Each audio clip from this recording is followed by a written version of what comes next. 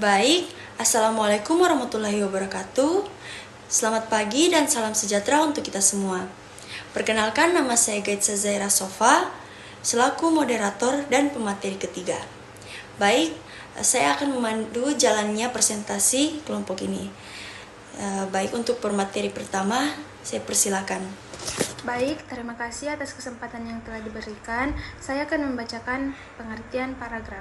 Paragraf adalah unit atau satuan pikiran dalam sebuah tulisan yang terdiri atas sejumlah kalimat yang saling berkaitan, tersusun logis, dan bersama-sama membentuk satu kesatuan makna. Paragraf umumnya berisi gagasan utama yang dituangkan pada kalimat utama, kemudian diperjelas oleh kalimat penjelas.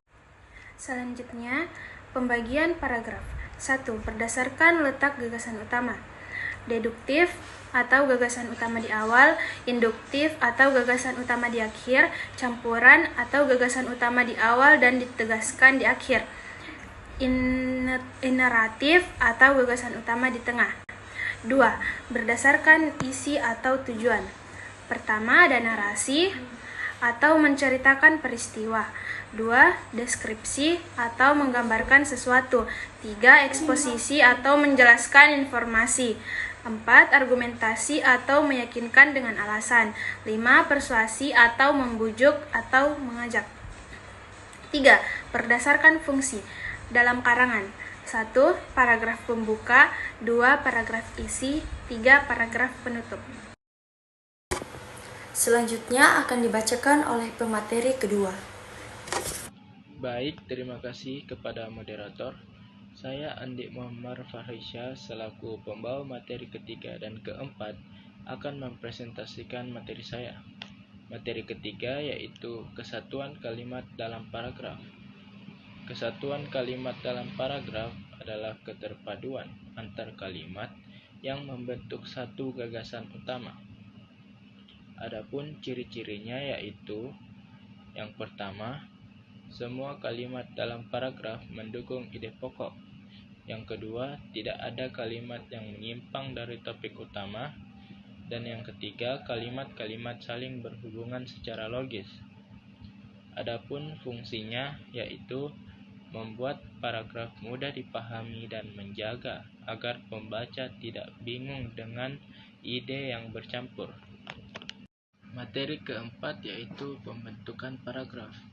Pembentukan paragraf adalah proses menyusun kalimat-kalimat sehingga membentuk satu kesatuan pikiran yang utuh. Adapun unsur pembentuk paragraf yaitu yang pertama, kalimat topik yang berisi ide pokok, biasanya terdapat di awal atau di akhir paragraf. Yang kedua, kalimat penjelas yang berisi kalimat mendukung, memperinci, atau menjelaskan ide pokok. Yang ketiga yaitu kalimat penutup yang berisi kalimat menyimpulkan atau menegaskan kembali ide pokok.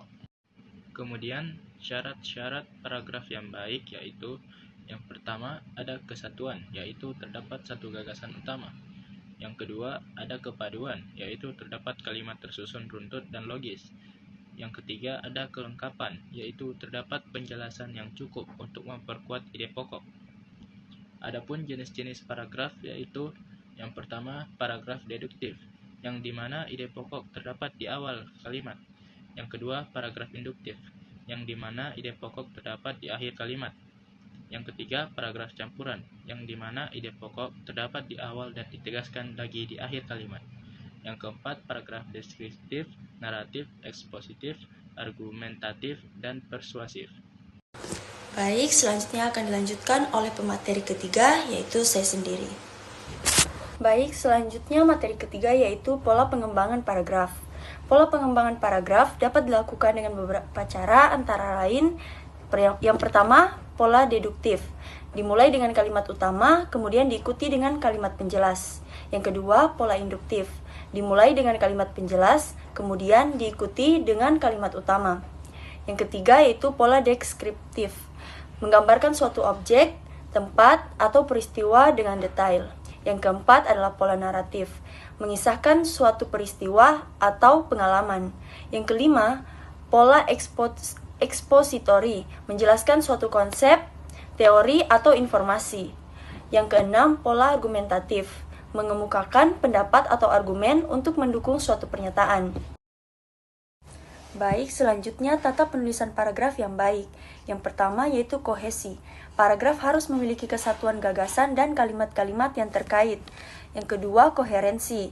Kalimat-kalimat dalam paragraf harus terkait secara logis dan sistematis. Yang ketiga, kalimat utama. Paragraf harus memiliki kalimat utama yang jelas dan menjadi fokus utama.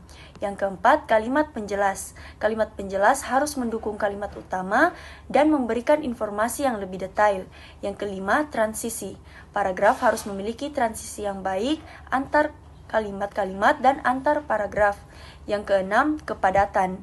Paragraf tidak boleh terlalu panjang atau terlalu pendek, sehingga pembaca dapat memahami informasi dengan baik.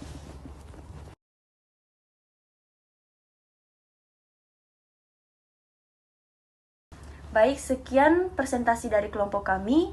Lebih dan kurangnya mohon dimaafkan. Wabillahi taufiq wal hidayah. Wassalamualaikum warahmatullahi wabarakatuh.